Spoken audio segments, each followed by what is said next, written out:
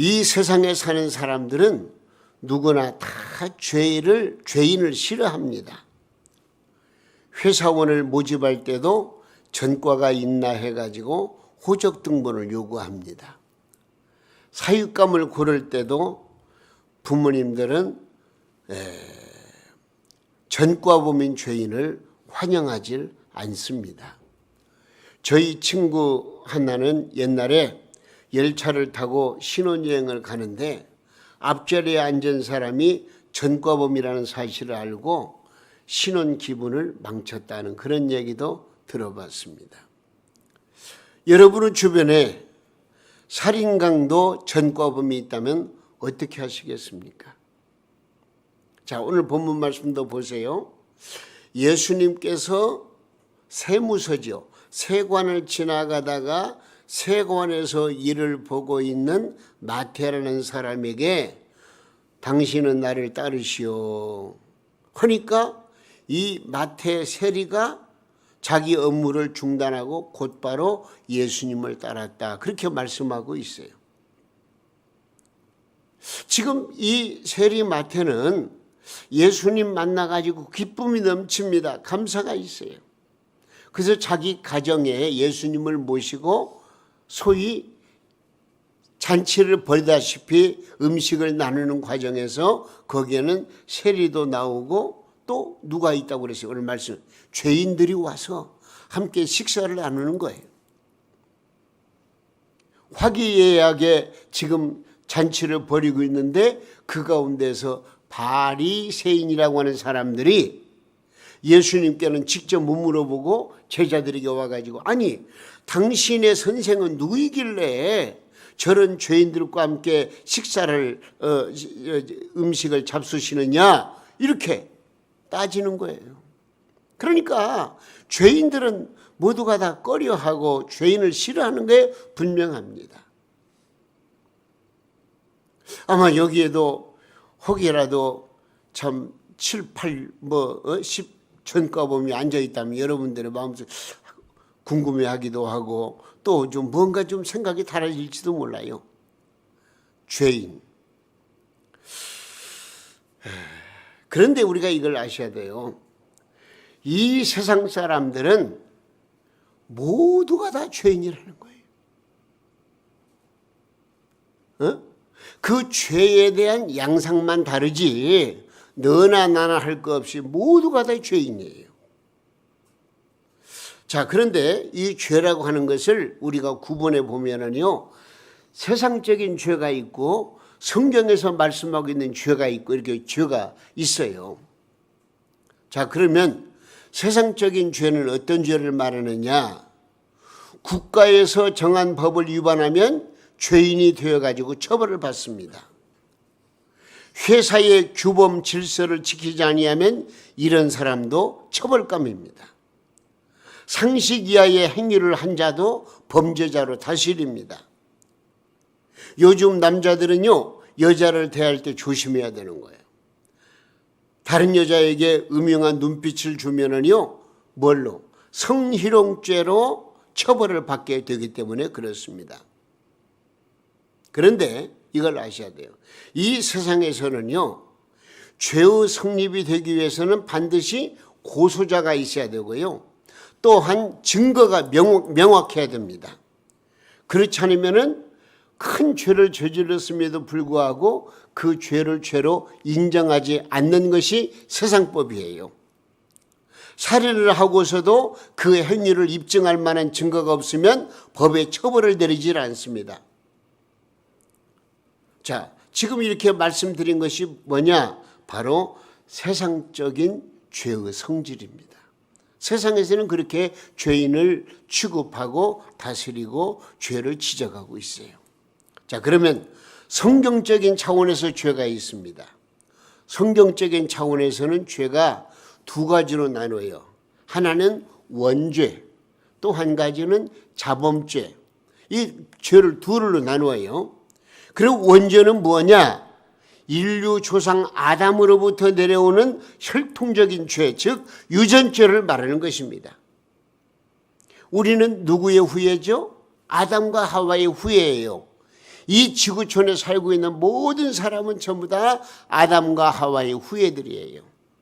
그 아담과 하와가 하나님의 법을 어기고 죄를 지었어요.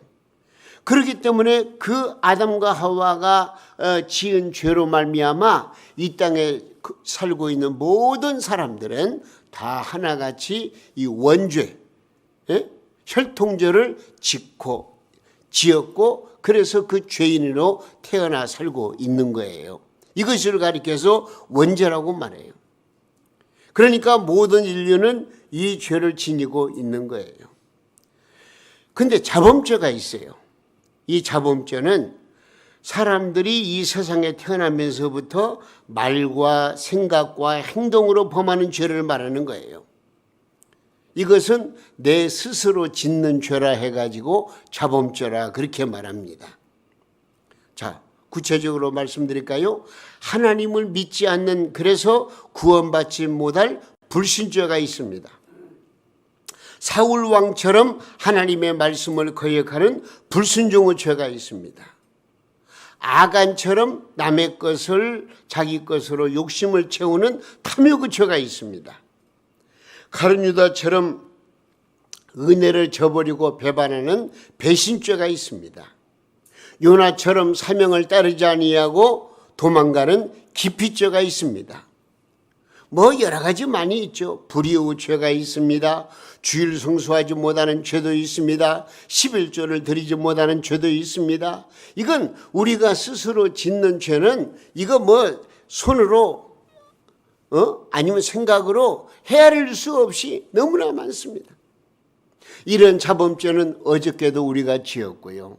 오늘 또 거룩한 주일이면서도 하나님의 뜻대로 살지 못하는 이 죄, 이 죄라고 하는 말은요, 좀 어려운 말 말하면 하말티아라 그렇게 말하는데, 이 말의 뜻은 관역판에 명중시키지 못했다, 그런 뜻을 가지고 있어요. 그러니까 우리 인생들이 하나님의 뜻대로 순종하지 못했으면 모두가 다 자범죄, 죄를 짓고 사는 거라, 우리가 그렇게 정리하시면 되겠습니다. 여러분, 그렇기 때문에 우리 가운데 죄인 아닌 자가 그 누구이겠습니까? 전도서 7장 20절 말씀에 이런 말씀이 있어요. 한번 읽어보세요. 선을 시작. 선을 행하고 전혀 죄를 범하지 아니하는 의인은 세상에 없기 때문이로다 그랬어요. 그리고 로마서 3장 10절 말씀에 기록된 바 뭐요? 의인은 없나니 하나도 없다. 예, 우리는 좋든 싫든 간에 저는 죄인입니다라고 고백할 수밖에 없어요. 뭐 이 땅의 성인 군자? 아닙니다. 어느 누구나 다 죄인입니다. 원죄가 있고요, 자범죄를 짓고 사는 거예요. 그런데 죄인에게는 죄에 대한 형벌이 있습니다. 야고보서 5장 15절 말씀에 이런 말씀이 있어요. 욕심이 잉태한 즉 뭐를 낳아요? 죄를 낳고 죄가 장성한 즉 사망을 낳느니라 그래요. 이 말씀에서 보여주는 것처럼 죄인은 분명히 형벌이 있습니다. 어떤 형벌인 줄 알아요? 혼란, 재난, 건강 상실, 자녀들의 고난, 육체적 사망이 있습니다. 영적인 사망도 있습니다. 인간이 하나님을 떠나 세상을 사랑하면은요, 그는 이미 영적으로 죽은 자입니다. 죄책의 무거운 짐이 억누릅니다. 세상에서 가장 무거운 짐이 뭔 줄 알아요? 쌀가마니, 두 가마니 막 몇 킬로 짓는 그게 무거운 게 아니에요. 우리 인간이 짓는 죄, 이 죄짐의 중량은 너무나도 무거운 거예요. 여러분, 죄인이라면 이러한 형벌을 피할 수가 없어요. 그리고 또 죄값은요, 영원한 사망이 있습니다. 이는 하나님과의 완전히 분리되어 가지고 지옥으로 떨어지는 형벌을 말합니다. 예수님을 구주로 믿지 않는 죄, 이 죄인이라면요, 누구나 다 그런 죄값을 치를 수밖에 없다, 그 말입니다. 그래서 죄값은 사망이다, 그렇게 말씀하고 있습니다. 여러분 죄인이라면 이런 형벌을 피할 수가 없습니다. 형벌을 받아도 영원한 죽음의 형벌을 받아야 합니다. 그런데 이걸 아셔야 돼요. 이런 죄값 형벌은요, 이 땅에 태어나 사는 사람은 어느 누구도 예외가 없다. 저와 여러분도 예외가 없다는 거예요. 왜? 원죄와 자범죄로 물들어 있기 때문에 그렇습니다. 세상에서 방황할 때 나 주님을 몰랐네. 내 맘대로 고집하며 온갖 죄를 저질렀네. 예수여, 이 죄인도 용서받을 수 있나요? 벌레만 또 못한 내가 용서받을 수 있나요? 옛날에 이 찬송 많이 불렀잖아요. 자, 그러면 이런 죄인은 어디로 가야 합니까? 세상 사람들은 죄인은 어디로 보내야 하느냐? 감옥으로 보내라고 그렇게 말합니다. 경찰과 시민들이 죄인을 붙잡으면 어디로 보내야 하겠습니까? 세상에 많은 사람들은 이구동성으로 도둑질한 자는 감옥으로 보내라. 사기꾼도 감옥으로 보내라. 살인강도는 감옥으로 보내라. 인신매매자도 감옥으로 보내라. 폭력범도 감옥으로 보내라. 이 땅의 죄인들은 다 감옥으로 보내라고 그렇게 세상 사람들이 아우성을 치고 있습니다. 그런데 이 구약 성경에서 나오는 율법은 죄인들은 어떻게 보내느냐, 어디로 보내라고 그러냐? 지옥으로 보내라고 말해요. 요한복음 8장 1절이야 말씀을 보면은요, 간음죄로 붙들려온 현장범 여주수에 대해서 율법을 얘기하면서 이런 자는 어떻게 돌로 쳐 죽여야 한다. 율법을 범했기 때문에 율법을 범한 자는 죽여야 한다. 율법을 범한 자는 지옥으로 보내야 한다. 이렇게 그 율법의 성질이 그래요. 근데 문제가 있어요. 율법을 온전히 이행할 수 있는 사람은 이 땅에 아무도 없다는 데 문제가 있는 것입니다. 저와 여러분도 마찬가지예요.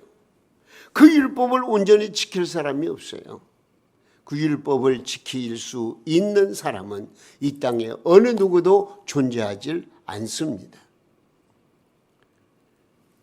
로마서 5장 12절 말씀 보면은요, 죄인은 심판을 받아야 된다. 로마서 3장 20절의 말씀 보니까 율법은 죄를 가증시키는 것이라고 말씀하고 있습니다. 그래서 이 율법은, 자, 세상 사람들은 죄를 지으면 어디로 보내야 한다? 감옥으로 보내야 한다. 율법은 죄를 지으면 지옥으로 보내야 한다. 이렇게 그 구분하고 있는 것입니다. 그런데 자, 오늘 말씀 보세요. 본문 말씀을 중심해서 신약 성경은 죄인은 어떻게 해야 되느냐? 따라서 해보세요. 죄인은 예수께로 가야 한다. 할렐루야. 예, 감옥으로 보내는 게 아니에요. 지옥에 가는 게 아니에요. 죄인은 누구에게? 예수께로 가야 한다는 거예요. 마태복음 11장 28절 읽습니다. 수고하고 시작. 수고하고 무거운 짐진 자들은 다 내게로 오라. 내가 너희를 쉬게 하리라. 또 사도행전 16장 31절 말씀, 이르되 주 예수를 믿으라. 그리하면 너와 내 집이 구원을 받으리라 하고, 또 구약성경 한 곳 더 읽어보겠습니다. 이사야 1장 18절 말씀인데요. 여호와께서 시작. 여호와께서 말씀하시되 오라 우리가 서로 변론하자. 너희의 죄가 주홍 같을지라도 눈과 같이 여질 것이요 진흥같이 붉을지라도 양털같이 희게 되리라. 할렐루야. 예수님께로 오면 예수님께서 우리의 죄 문제를 해결해 주신다고 말씀하고 있습니다. 그래서 우리가 주님 앞에 나온 거예요. 주 예수님께 나와서 예수님의 이름으로 하나님을 찬양하고 기뻐하고 감사하며 하나님의 은혜 속에서 이 시간도 행복을 누리게 되는 거 아니겠습니까?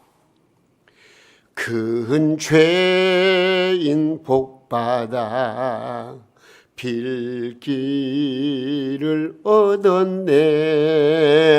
한없이 넓고 큰 은혜 베풀어 줍소서. 내가 주께로 지금 가오니 골고다의 보혈로 날 씻어 줍소서. 여러분, 많은 사람은 죄인들과는 멀리하고 상종하려고 하질 않습니다. 그러나 오늘 본문 10절 말씀을 보세요. 예수님께서는 세리와 죄인들을 불러 함께 식사를 하셨습니다.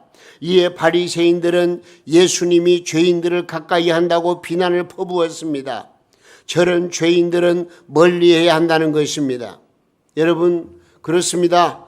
세상의 스승들은 죄를 지은 사람 전과범을 부르질 않습니다. 불렀다가도 전과의 사실이 드러나면 즉각 내쫓습니다. 그러나 여러분, 우리 주 예수님은 죄인을 부르러 오셨습니다. 할렐루야. 오늘 13절 말씀에 뭐라고 그랬어요? 나는 의인을 부르러 온 것이 아니고 누구를? 죄인을 부르러 왔다는 거예요. 우리 주님은 죄인을 사랑의 음성으로 자비의 손길로 부르십니다. 너희에게 어떤 안타까움이 있느냐? 절망하고 삶의 의욕을 잃었느냐? 부도관하고 신용을 잃어 상대할 사람이 없더냐? 이제는 더 이상 땅에서 발붙이고 살 수가 없더냐? 건강이 나빠서 병원에서 받아주지 않더냐? 다 내게로 오라. 수고하고 무거운 짐 보따리를 내 십자가 밑으로 가져오라. 내가 너희를 편히 쉬게 하리라. 나는 건강한 자를 온 것이 아니고 무슨 자? 병든 자를 고치기 위해서 온 만병의 의원이니라. 나는 의인을 부르러 온 것이 아니고 너 같은 죄인을 불러 구원하려 왔노라. 할렐루야. 죄인은 어디로 가야 돼요? 예수님께로 가야 돼요. 여러분, 지금도 기다리시는 주 예수님께로 나오십시오. 우리 주님은 여러분들의 모든 형편과 사정을 다 아시고 싸매주시고 그리고 어루만져 주시며 치료해 주시고 사죄의 은총을 베풀어 주시는 우리 주 예수 그리스도를 여러분의 구주로 믿으시기를 주님의 이름으로 축원합니다. 어서 돌아오 어서 돌아마노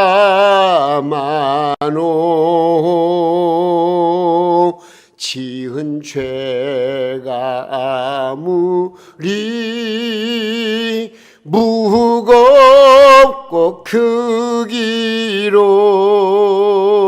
주 어찌 못 담당하고 못 받으시리요. 우리 주의 넓은 품으로 어서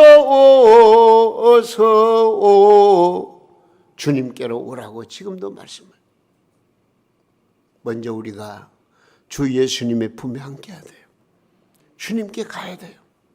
그리고 아직도 주님을 알지 못하는 불쌍한 내 가족과 이웃들에게 그리스도의 복음을 전해서 그들도 생명의 주님 앞으로 나오도록 우리가 그 길을 인도해야 되는 거예요. 지금도 주님은 우리에게 오라고 말씀하시오. 어서 돌아오, 어서 돌아마노. 채찍에 맞아 아파도 주님의 손으로 때리시고 어루만져 위로해 주시는 우리 주님의 넓은 품으로 어서 돌아오. 할렐루야. 여러분, 주님께서는 여러분을 사랑으로 받아주시고 감싸주십니다. 주홍 같은 붉은 죄라도 양털같이 희게 만들어 주십니다. 모든 죄를 깨끗하게 용서해 주십니다. 단호하게 흔적도 없이 닦아주십니다. 이를 위해서 우리 주님께서는 십자가에서 못 박혀 피 흘려 죽으신 거예요. 우리의 죄를 사하시기 위해서. 우리 주님께서 그런 십자가의 고난을 지시고 물과 피를 쏟으셨다는 사실을 우리는 기억하시고, 우리 주 예수 그리스도를 나의 구주로 믿는 여러분들의 심령 가운데 참된 평안과 기쁨과 감사가 넘쳐나기를 예수님의 이름으로 축원합니다. 이사야 43장 25절 말씀에 이런 말씀이 있어요. 나 곧 나는 나를 위하여 내 허물을 도말하는 자니 내 죄를 기억하지 아니하리라. 할렐루야. 이사야 38장 17절 말씀에 내 모든 죄를 주의 등 뒤로 던져버렸다는 거예요. 우리의 죄, 우리가 주님 앞에 돌아와 회개할 때에 우리 주님께서는 우리의 모든 죄를 어쩐다고요? 멀리 등 뒤로 던져버렸다. 또 시편 103편 12절 말씀에 동이 서에서 먼 것 같이 우리의 죄과를 우리에게서 멀리 옮기셨으며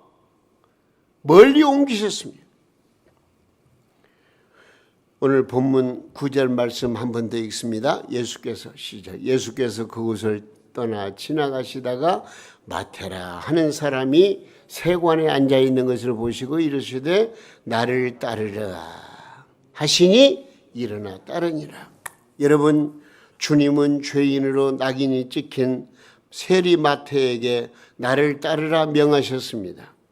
여러분, 이 죄인은 어디로 가야 합니까? 예수님의 품으로 가야 합니다. 예수님의 부르심을 외면하고 불순종하면 멸망받습니다. 예수님께 나오신 여러분에게 진심으로 저는 축하의 말씀을 드리고 싶습니다. 왜? 생명의 주님, 구원의 주님, 영원한 영생의 주님 앞에 나와서 그 은혜를 받았으니까요. 얼마나 축하할 만한 일입니까? 오늘 이 자리에 참여해서 이 말씀을 듣는 우리 성도님들 진심으로 축하의 말씀을 드립니다. 축하받을 만해요. 예? 세상 사람들은 죄인을 감옥으로 보내라, 율법은 죄인을 지옥으로 보내라고 그러는데 세상에 예수님께 나왔더니 이렇게 천국 복음을 전해주시고 주님의 은혜 가운데서 영생의 소망을 주시고 구원의 기쁨을 누리게 하셨으니 얼마나 감사하냐 그 말. 할렐루야. 여러분, 그러면 자, 한 가지 더. 예수님께로 나와왔으면 어떻게 살아야 할 것인가? 사도행전 3장 6절의 말씀을 보니까 성전 미문에 앉아 구걸하던 안전뱅이 한 사람을 베드로 사도가 예수님의 이름으로 걷게 했어요. 그랬더니 그때 일어난 안전뱅이는 기뻐 뛰었습니다. 걷기도 했다고 그랬습니다. 그리고 심지어는 성전 집속에 들어가서 하나님을 마음껏 찬美했습니다. 그리고 모든 사람들에게 내가 예수님의 이름으로 고침받았다 하면서 간증하고 다녔습니다. 여러분, 누가 시켜서가 아니었습니다. 스스로 기뻐서 즐거워하며 다녔다는 거예요. 그렇다면 구원받은 우리는 어떤 생활을 해야 되겠습니까? 더 이상 세상을 사랑하지 말고 하나님을 경외하며 살아야 됩니다.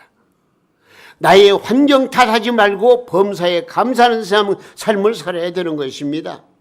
예수 그리스도의 복음을 이 세상에 전파하기 위해서 살아야 되는 것입니다. 주님의 핏값으로 사신 동명교회의 부흥을 위해서 살아야 되는 것입니다. 주님의 교회를 위해서 육체와 물질을 아낌없이 투자해야 되는 것입니다. 전에 노예 안에 있는 교회를 시찰한 일이 있습니다. 옛날 일이에요. 지금으로부터 거의 30년 가까이 되는데 그 교회에 갔더니 지금 익산의 모 교회입니다. 25명 정도 교인이 돼요. 근데 성전을 아주 반듯하게 잘 건축을 했어요. 근데 성전 건축비가 2억 5천만 원 들었다 그래요. 그 당시 2억 5천만 원이면 큰 돈이죠. 그렇게 해서 이제 예배당을 건축을 했는데 얘기를 들어보니까 거기에 목사님이 하시는 말씀이 남편도 없는 여자 권사님이 6천만 원 헌금을 했다는 거예요. 또 어떤 집사님은 부채가 8천만 원인데도 불구하고 3천만 원의 건축 헌금을 했다고 그렇게 간증하더라고요. 근데 마침 그분들이 이제 목사님들이 모인다고 그러니까 왔어요. 그래서 제가 선배다 해가지고 참 그분들을 앞에 놓고 마음껏 축복해 준 그런 일이 있습니다. 여러분, 누가 하라고 해서 하기보다는 자기 스스로 자원해서 나 같은 죄인을 살려주신 주님의 그 큰 은혜에 감사하며 헌신하는, 나는 주님의 은혜에 비교하면 아무것도 아닙니다. 주님께서 나에게 생명을 주셨는데요, 생명보다 귀한 것이 뭐 있겠어요? 나는 그 생명의 은총을 지금 공급받고 있잖아요. 그런 간증이에요. 여러분, 우리 두 손을 모으고 내 중심을 살피며 주님을 바라보시기 바랍니다. 세상 사람들은 죄인을 가리켜 감옥에 보내야 한다고 말합니다. 성경의 율법은 죄인들은 지옥에 떨어져야 한다고 말합니다. 우리는 누가 뭐라 해도 지옥에 떨어질 죄인에 불과했습니다. 그런데 예수님은 나 같은 죄인을 불러주시고 구원해 주셨습니다. 우리는 이제 구원받은 자녀로서 어떻게 살아야 되겠습니까? 죄인을 보고 불쌍히 여기는 마음을 가지고 이제부터는 열심히 전도해야 되겠습니다. 가난한 사람을 보면 동정하는 마음으로 도와줘야 되겠습니다. 믿음이 약한 사람에게 나의 큰 믿음을 행동으로 보여주어야 되겠습니다. 주님이 기뻐하시는 일이라고 한다면 무조건 순종하면서 실천해야 되겠습니다. 내 생각은 이런데 주님 생각은 이렇다. 어디에 초점을 맞춰야 되겠어요? 주님 뜻대로 순종해야 돼요. 이것이 신앙의 원리예요. 이것은 예수님께로 나와서 구원받은 백성들에게 마음속에 가지고 있는 성령의 감동 감화의 역사라 그 말입니다. 항상 기뻐하고 쉬지 말고 기도하며 범사에 감사하는 그런 삶을 살아야 되겠습니다. 여기에 죄사함의 기쁨과 참 평안과 형통해지는 참 만족이 있습니다. 미래에 대한 꿈과 희망과 영원한 영생의 축복이 여기에 자리 잡고 있습니다. 저는 바랍니다. 주님 앞에 나온 우리 사랑하는 성도님들 모두가 다 함께 나는 길이요 진리요 생명이니 나를 말미암지 않고는 아버지께로 올 자가 없다고 말씀하셨고 내가 너에게 주는 평안은 세상이 주는 것 같지 않다고 하면서 우리에게 참된 평안과 기쁨을 주시는 주 예수 그리스도의 은혜와 사랑과 평강의 축복을 예수님께로 나온 여러분들이 충만히 받으시고, 자, 마지막으로 우리 한번 물어보겠습니다. 이 죄인은 어디로 가야 한다고요? 감옥으로? 아니에요. 지옥으로? 아니에요. 생명의 구주 예수님께로 오면 예수님 안에서 우리가 참 평안을 누리고 기쁨과 감사가 넘치는 축복의 삶을 살 수 있게 되는 것이고요.